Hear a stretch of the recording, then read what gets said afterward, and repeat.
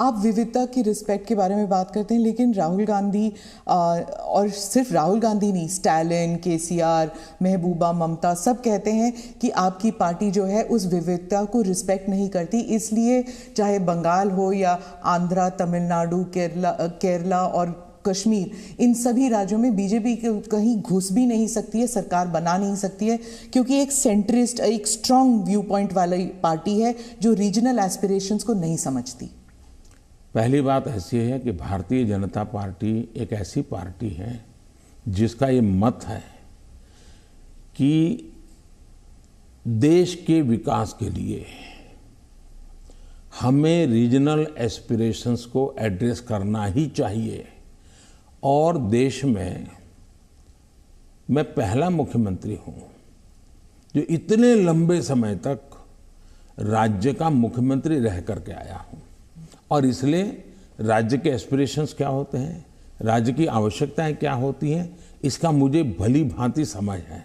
और इसी के कारण हम हिंदुस्तान के सभी राज्यों की अब देखिए, मैं दुनिया के मेहमान आते हैं तो पहले उनको दिल्ली में ही आना और जाना हो जाता था, मैं ऐसा नहीं करता। आप ट्रंप को ले गए गुजरात?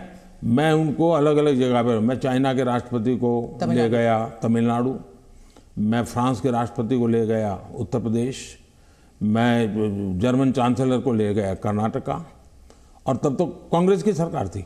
किसकी सरकार? इस देश की शक्ति को उभारना, इस देश के हर राज्य को प्रोत्साहन मिलना, यही हमारा काम होता है। अब यूएन में जाकर मैं तमिल भाषा में कोट करता हूँ तो दुनिया को गर्व होता है कि भारत के पास दुनिया की सबसे पुरानी भाषा है, पहले कोई बोलता ही नहीं था। और इसलिए तो मैं हर एक को साथ लेकर के चलने का प्रयास करता हूँ, और मैं मानता हूँ वही रास्ता है। हम विविधता में एकता के दर्शन करते हैं, लेकिन आज दुर्भाग्य से कुछ नेता अपने निजी स्वार्थ के लिए विविधता को एक दूसरे के साथ विरोध के लिए सीड्स के रूप में उपयोग कर रहे हैं। ये बहुत बड़ा दुर्भाग्य है। हमें विविधता में से एकता को पनपाना है। तो आप कह रहे हैं इससे अलगाववाद बढ़ेगा? पिछले 50 साल का अनुभव यही है, उन्होंने यही किया है, हर चीज पे देश को बांटो, राज करो, और उसी में से अलगाव पैदा होता है। लेकिन भारत का चरित्र ये नहीं है, भारत के नागरिकों का चरित्र ये नहीं है। आप इसको एक do you see it as a threat कि अगर इसे अभी नहीं रोका जाएगा तो सेपरेटिस्ट एलिमेंट्स आ जाते हैं कि जैसे अगर कश्मीर का अलग बात है, नॉर्थ ईस्ट की बात अलग है, लेकिन अगर आप द्रविड़ मूवमेंट को देख लेंगे या कहीं और राज्य में देख लेंगे, अगर रीजनल एस्पिरेशंस को बढ़ाया जाता है तो क्या एक यूनिटी फैक्टर में कोई दरार पड़ सकता है? मैं बताता हूँ काम करने का तरीका कैसे होता है। हमारा ये मत है सामाजिक न्याय।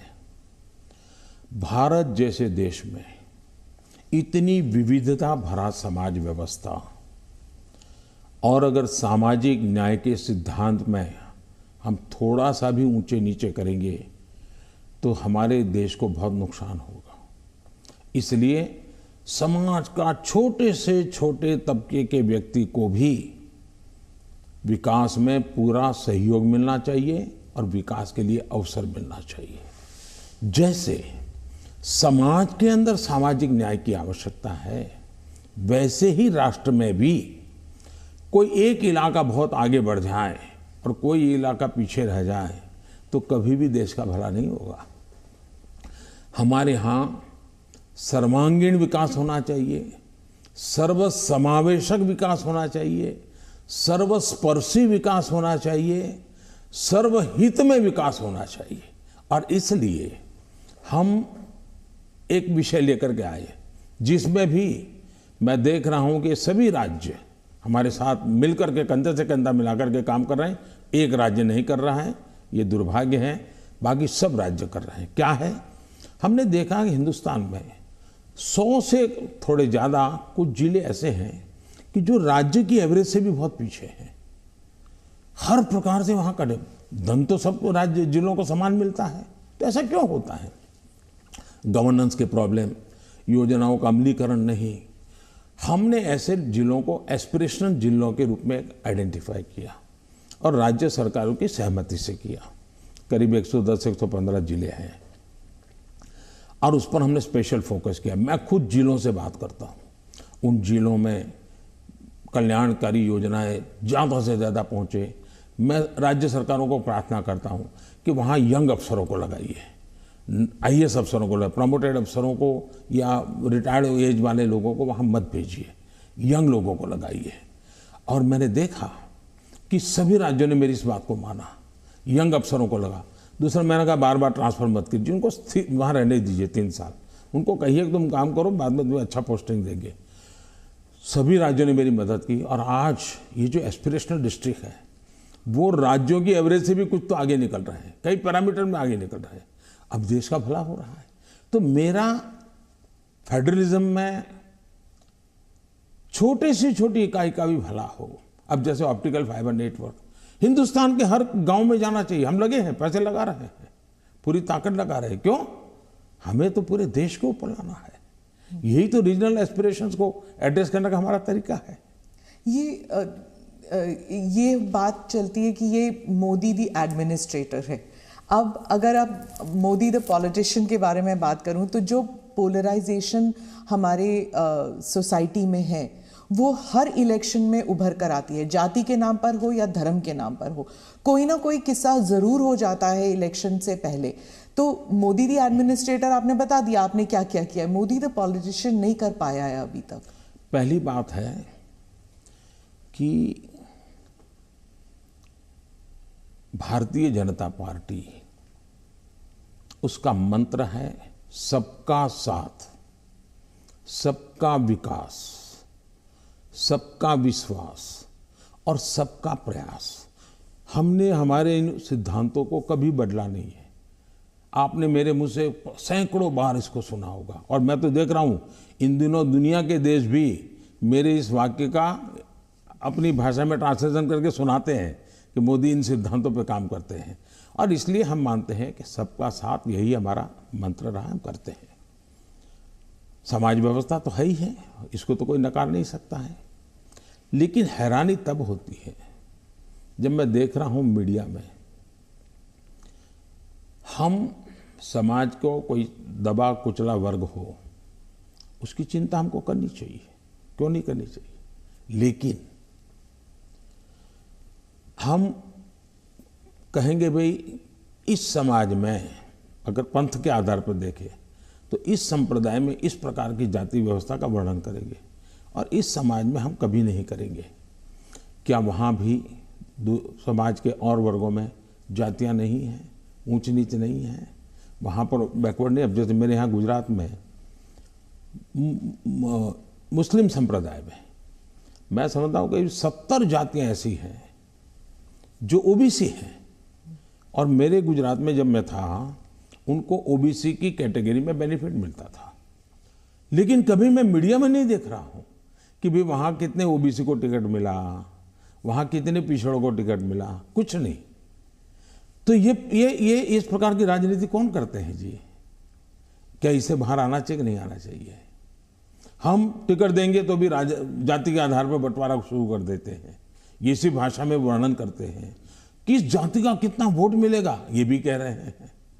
हम ये सारी भाषा को बदलना चाहिए और इसलिए सबका साथ, सबका विकास, हम उसी मंत्र को लेकर के चलना चाहते हैं ताकि हमारा मत है कि देश की एकता देश को आगे ले जाने के लिए बहुत आवश्यक है। पर जो अल्पसंख्यक हैं वो दरार में गिर जाते हैं, वो जो फिशर्स होते हैं उनमें गिर जाते हैं। जो वो आपने तो कई सारे उदाहरण दे दिए जहाँ पर वो जैसे आपने कहा कि कार्ड यहाँ पर भी इस्तेमाल हो सकता है, वहाँ पर भी इस्तेमाल हो सकता है, बहुत सारी योजनाएं हैं।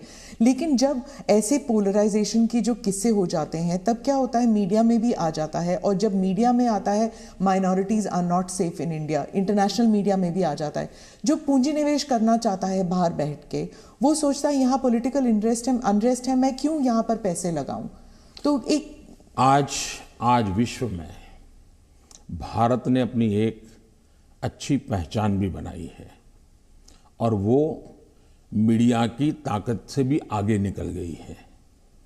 अब जहाँ तक मीडिया का सवाल है, वो क्यों ऐसा करते हैं, किसके कारण करते हैं, किसके लिए करते हैं, किसके कहने से करते हैं, किसके दबाव में करते हैं, ऐसे विषयों पर मेरा टिप्पणी करना उचित नहीं है।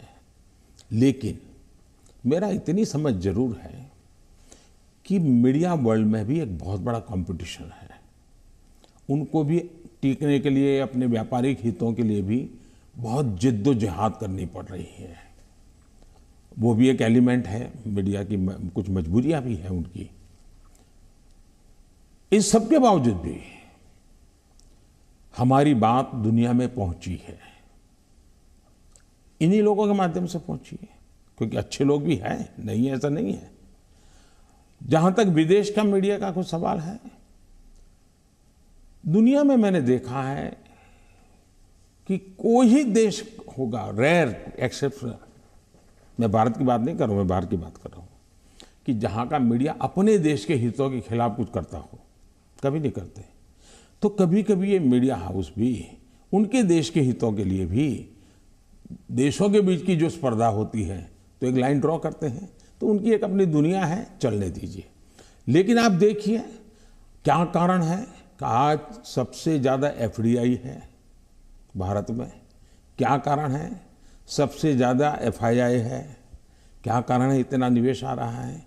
क्या कारण है कि जब आयुष्मान कोरोना आया, दुनिया के 150 के करीब देश भारत की दवाई के लिए, मुझे लगातार हिंदुस्तान, दुनिया के मैक्सिमम लोगों ने मुझ पर टेलीफोन करके दवाइयाँ मांगी होगी।